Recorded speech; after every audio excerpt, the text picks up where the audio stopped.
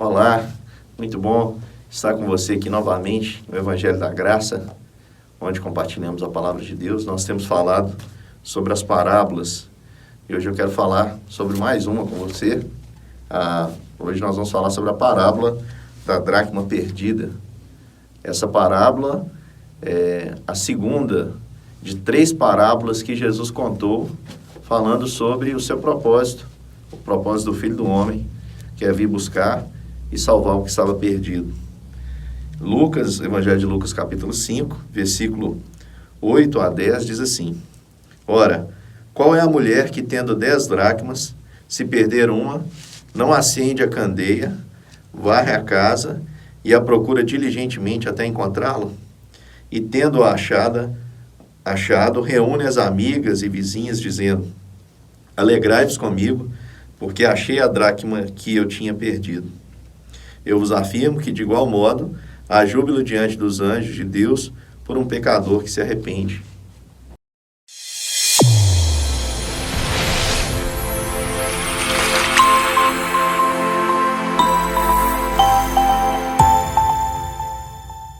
Esse texto é uma historinha muito simples de ser entendida para aqueles ouvintes originais, os ouvintes daquele dia. As mulheres daquela época costumavam utilizar moedas em joias, né, em colares, e essa mulher, ela perde uma dracma. Tudo indica que ela perdeu essa dracma quando já estava anoitecendo, já estava de fato à noite, ou pelo menos ela percebeu apenas neste momento. Imediatamente, ela acende uma candeia e varre toda a casa e procura diligentemente até encontrar essa dracma perdida. Talvez você possa estar pensando que o varrer a casa não é uma coisa assim tão trabalhosa. Mas eu quero lembrar vocês que as casas daquela época eram diferentes das que nós temos hoje. O piso, geralmente, se fosse uma família simples, era um piso de chão batido. E se fosse uma família de fato simples, as casas, elas costumavam ter um grande cômodo. Nesse grande cômodo, as camas eram altas, embaixo ficavam os animais. Então, imagina esse trabalho. Esses animais eram guardados dentro das casas durante a noite para que não viessem ser roubados, né? Ou atacados aí por algum predador.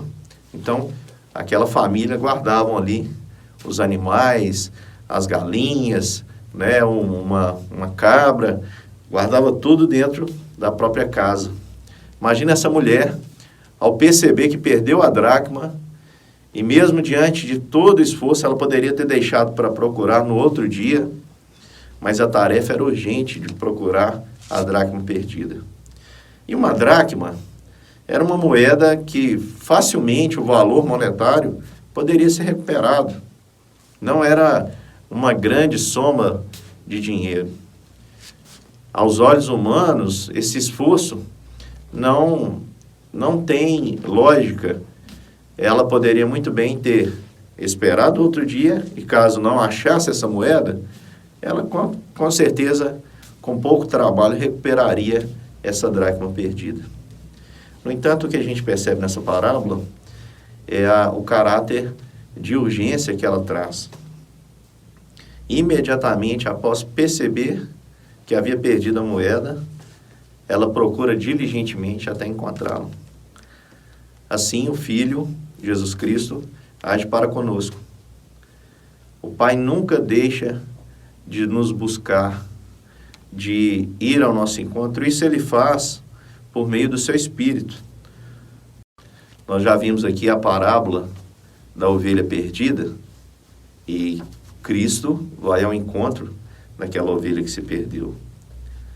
E é sempre através do seu Espírito, o Espírito Santo agindo na ovelha perdida, na dracma que se perdeu, promove, nos capacita a perceber este Cristo que nos busca o tempo todo. E nós nos rendemos a Ele. Ele é o nosso Redentor, é o nosso Salvador. De fato, Ele veio buscar e salvar o que estava perdido. Aos olhos de Cristo, nós temos um valor imensurável. A gente sabe muito bem, nós sabemos muito bem quem somos. Você sabe das suas falhas, dos seus erros.